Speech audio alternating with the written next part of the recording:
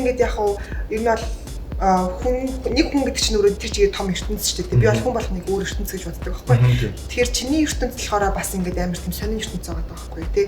Ингээ яг одоо ингээд өөрийнхөө ертөнцийг болохоор за нэгдүгээрт болохоор бидний хамгийн сайн мэдж байгаа чи дуугаараа илэрхийлж байгаа тий.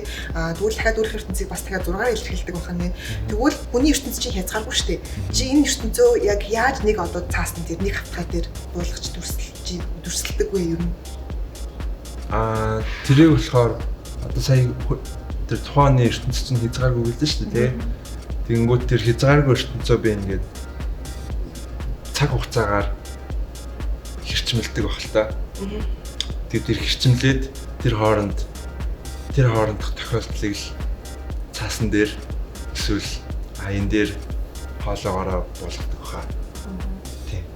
Ер нь одоо дотор бодогдож байгаа тухайн үеийнхаа тэр мэдрэмж ертөнцийг буулгахад зурган дээр буулгах, дуун дээр буулгах хоёр ер нь юугаараа адилхан бас юугаараа өөр вэ? Тэр бүтэх явцын арга барил юм уу да.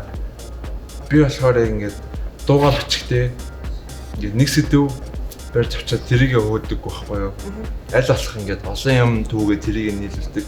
Зурган дээр цэрэмдэгдэг байхгүй юу?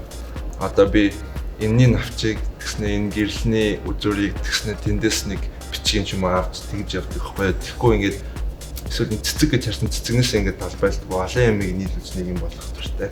Тэр арга барил дээр ижлэн өөр гэвэл тэгэл нэг нь хардаг, нэг нь сонсдог.